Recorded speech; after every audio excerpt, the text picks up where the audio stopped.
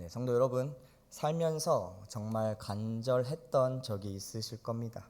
다른 사람이 보기에는 내 상황이 간절하지 않을 것 같아도 내 상황과 환경에서는 간절할 수가 있습니다. 어떠한 상황이 더 간절하다 그리고 덜 간절하다를 비교할 수는 없죠. 제가 20살에서 21살 넘어갈 때 간절했던 적이 있습니다. 바로 이 해병대 교육을 다 받고 이제 군생활 21개월 동안을 지내야 할 자대 배치를 받는 순간이었습니다. 7주간의 교육을 다 받고 이제 가슴에는 해병대 딱 그거인 빨간 명찰을 가슴에 달고 배치를 받아야 되는데 이제 컴퓨터로 자동으로 배치가 된다고 합니다. 그래서 저희 기수인 1168기 전체가 한 강당에 모여서 이제 자동으로 배치를 받고 있었습니다. 가장 선호한 곳은 바로 제방사, 제주도 방어사령부. 이제 거기 가면 이제 총 대신 낚싯대를 들고 다닌다는 소식을 들었습니다. 그래서 가장 원하는 곳이었고요. 그리고 뭐 포항에 있는 1사단이나 저희 바로 옆에 있는 김포의 2사단은 평범했습니다. 85%가 넘게 다 1사단으로 2사단으로 빠지거든요. 그리고 제일 운이 없다고 말하는 사람들, 그리고 특별한 사람들만 가는 곳, 바로 6여단이 있었습니다. 섬이죠. 연편도, 대청도, 백령도, 소청도. 네, 저희 소대 차례가 되어서 저는 제발 6여단만 아니길 간절했습니다. 그리고 당연히 이 85%가 넘는 1사단이나 2사단으로 가겠구나라고 생각해서 그래도 혹시나 하는 마음으로 간절하게 6여단만 아니길 바라는 마음으로 이 배치가 되어지고 있는 스크린을 봤습니다. 그리고 제 이름, 권은찬 이름이 보였습니다. 솔직하게 이 제주도는 기대도 안 했습니다. 그래도 당연히 1사단이고 2사단으로 갈 줄 알았거든요. 근데 갑자기 제 이름 옆에 6여단이 적혀져 있었습니다. 저는 두 눈을 비비고 다시 한번 봤습니다. 현실을 믿을 수 없었거든요. 그 좌절감, 그리고 한편으로는 나의 어이없음, 그리고 같은 소대 동기들도 저를 불쌍한 눈으로 쳐다보고 다들 저한테 한마디씩 했습니다. 어떡하냐? 결국 저희 소대에서 저 혼자 6여단에 가게 되었습니다. 오늘 저보다 훨씬, 아니 누구보다 더 간절한 사람들이 있습니다. 바로 아픈 자들 그리고 병자들일 것입니다. 그들은 누구보다 간절하고 절실할 거예요. 그래서 어디서 어떠한 것이 어디 몸에 좋더라, 그걸 먹고 바르니 몸이 얼마만큼 좋아졌더라, 이러한 소식이 유튜브나 방송을 타게 되면 어떻게 될까요? 그 즉시 그 제품의 가격은 두세 배 뛸 것입니다. 그만큼 몸에 좋은 거면 앞뒤 안 가리고 사시는 분들이 우리 주변에는 많다는 것이죠. 그리고 연말 연초에 가장 바쁜 것이 어디일까요? 교회일까요? 안타깝게 아닙니다. 바로 점집입니다. 점집에 사람이 넘쳐납니다. 사업, 연애, 결혼, 개인의 문제들 때문에 내 미래에 대해서 간절하니까, 내 삶에 대해서 간절하니, 내 아들, 딸들에 대해서 간절하니 점집이나 무당집에 가서 귀신에게 물어보러 가는 겁니다. 성도님들, 귀신은 과거는 알아도 미래는 알지 못한답니다. 그래서 미래를 어떻게 바꿀 수 있는 능력이 없습니다. 하지만 우리 하나님은 저희의 미래까지 완벽하게 책임져 줄 수 있는 유일하신 전지전능하신 하나님이십니다. 그러니 자꾸 점집이나 무당집 가서 몇백만 원씩, 몇천만 원씩 복비 내는 그런 어리석은 성도님들 되시지 않길 바라겠습니다. 자, 오늘 말씀의 주인공, 누구보다 간절한 사람이 등장합니다. 바로 소경이며 거지였던 바디메오입니다. 그리고 그 소경이었던 바디메오는 예수님께 고침을 받았습니다. 바디메오는 어떤 행동을 했길래 예수님께 고침을 받았을까요? 오늘 말씀을 통해서 같이 한번 나눠봅시다. 46절은 이제 예수님께서 십자가를 지시기 위해서 예루살렘으로 가는 중간에 여리고라는 마을에 들리셨습니다. 그 당시 누구보다 인기 스타였던 예수님께서 오셨으니 당연히 그 지역 사람들과 그 주변 지역 사람들이 예수님을 어떻게든 한번 만나보려고, 또는 예수란 사람이 궁금해서, 그리고 치료받기 위해서 수많은 사람들이 찾아왔습니다. 그리고 여리고에서 시간을 보낸 후 이제 여리고를 떠나시기 위해서 예루살렘으로 향하는 문으로 나가실 때였습니다. 그 길가에는 디메오의 아들, 맹인, 거지, 바디메오가 앉아 있었습니다. 바디메오는 사실 그의 이름이 바디메오가 아니었습니다. 이름 자체가 없었기에 아버지의 이름인 디메오의 앞에 누구의 아들의 뜻을 가진 바를 붙여서 그냥 디메오의 아들이라고 해서 바디메오라고 불렀습니다.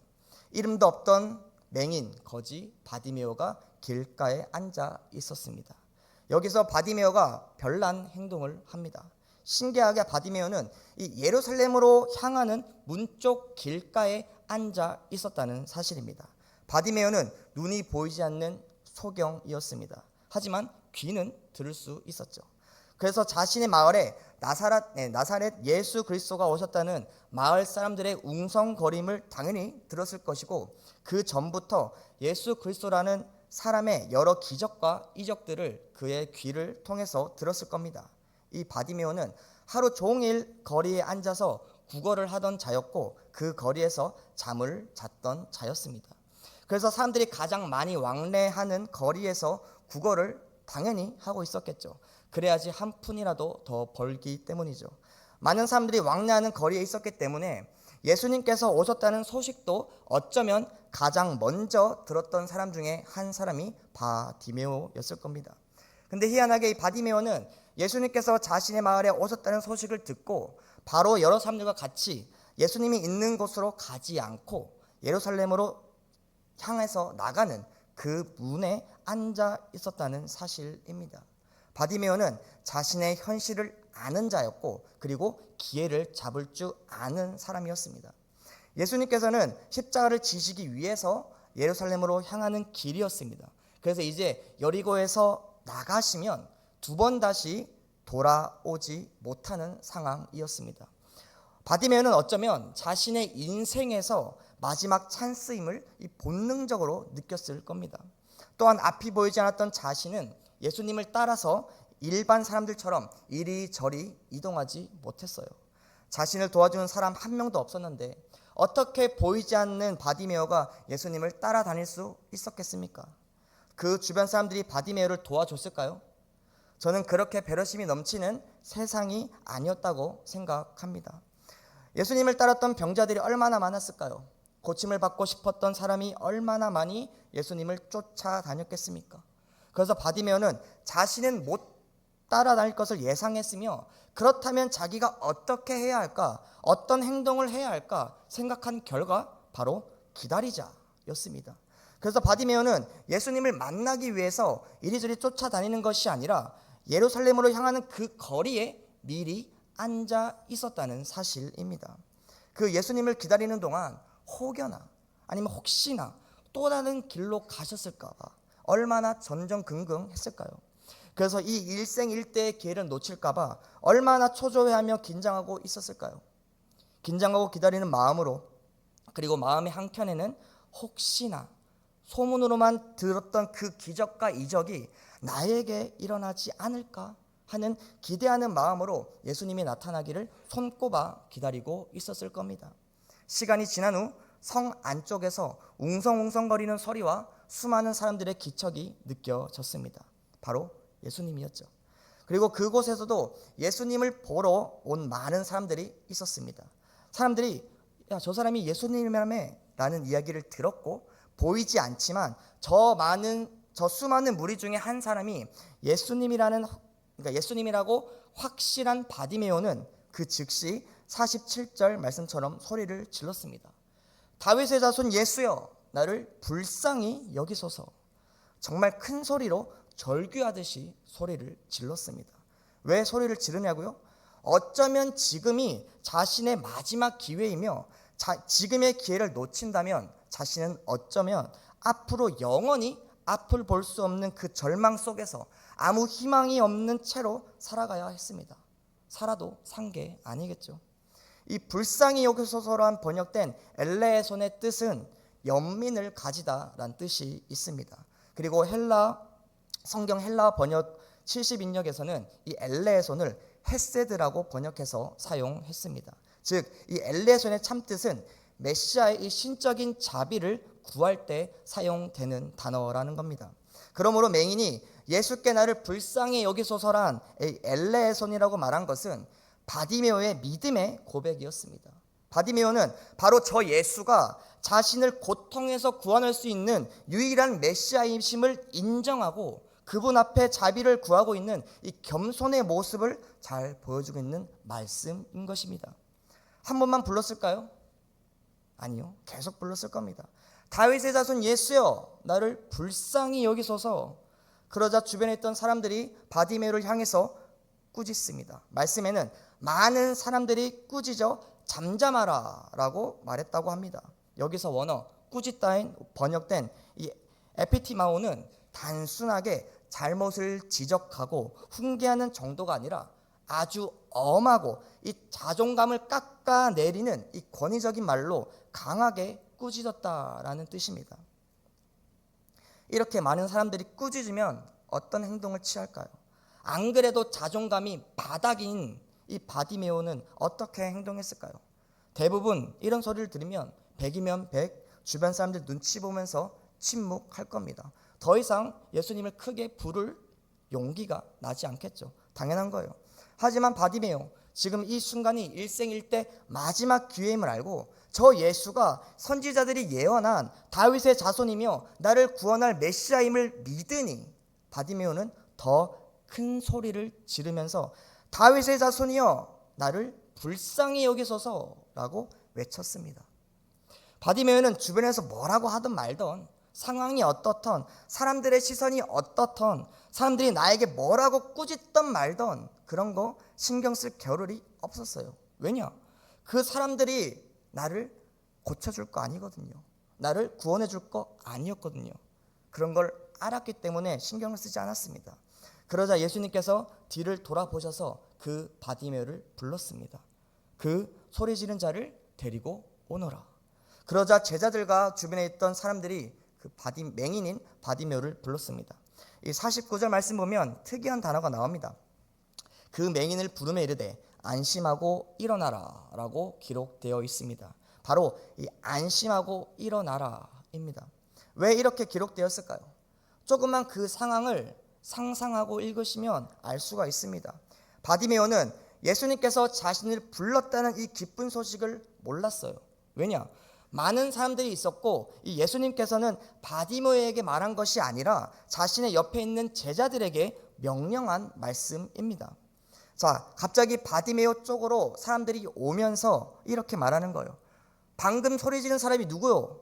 나를 불쌍히 여겨달라고 외치던 사람 어딨어? 라고 말하니까 바디메오는 속으로 이거 큰일 났다. 사람들이 잠잠하라 말할 때 이거 잠잠했어야 했나? 이거 계속 소리 질렀더니 어디 끌려가서 구타당하는 거 아니야? 이런 불안한 마음이 있었을 겁니다. 이렇게 몸을 움츠려 있는 바디메오의 모습을 보고 제자들이 바디메오에게 다가가 안심해라 바디메오야. 네가 외치면서 찾고 간절하게 부르던 예수님께서 너를 부르신다라고 말한 것입니다. 그 말을 듣자마자 얼마나 기뻤는지 이 50절 말씀에 나오는 바디메오의 행동을 보면 우리는 알 수가 있습니다. 바로 겉옷을 내버리고 뛰어 일어나. 성도 여러분, 여기서 왜 겉옷이라는 단어를 사용했을까요? 궁금하지 않으신가요? 성경을 읽으실 때 왜 이 단어를 사용했을까? 그리고 왜 이 장소에 가셨을까?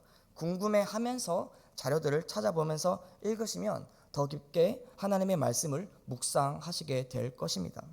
성도 여러분, 한번 생각해 보십시다. 과연 거지에게 이 겉옷의 가치는 얼마였을까요?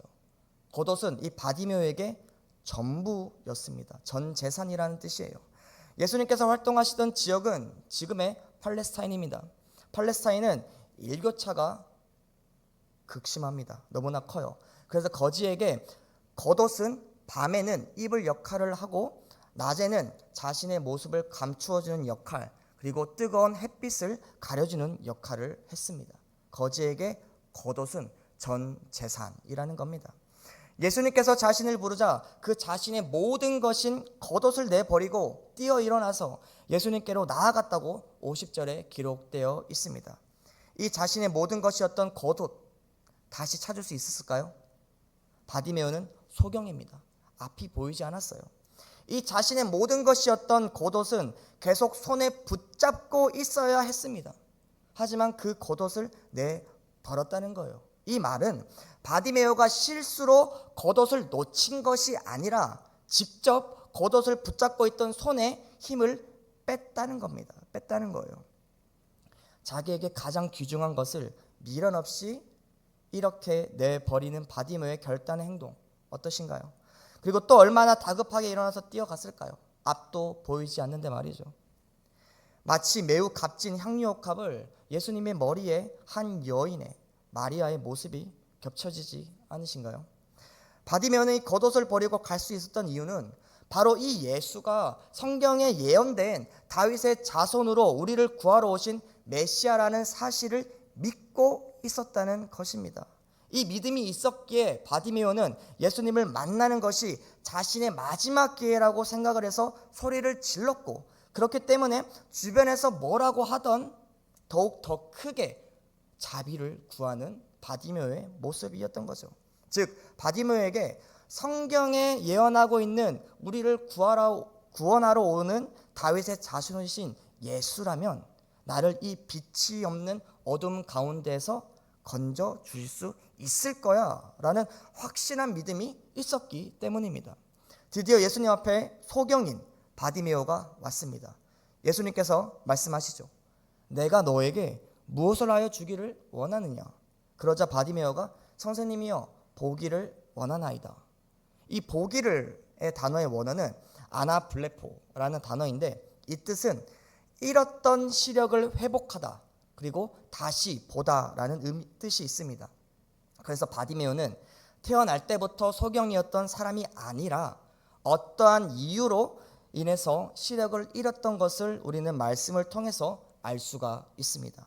그래서 자신의 잃었던 시력을 다시 회복시켜 달라고 간청하고 있는 모습이죠. 예수님께서 말씀하십니다.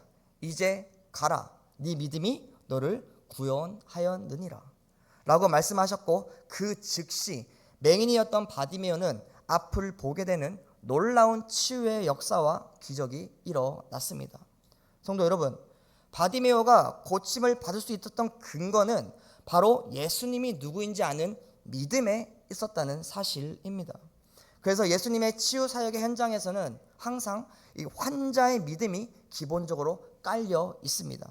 성도 여러분, 예수를 나의 구원자로 영접하고 전지전능하신 하나님의 아들, 이 메시아이신 예수님이라면 나의 이 상처, 나의 이 아픔 능히 고쳐주시고 치료해 주실 수 있을 거야 라는 믿음이 있으면 예수님께서는 우리의 그 믿음을 보시고 그 상처에서 그리고 그 아픔에서 그리고 그 고통에서 치유해 주실 것입니다.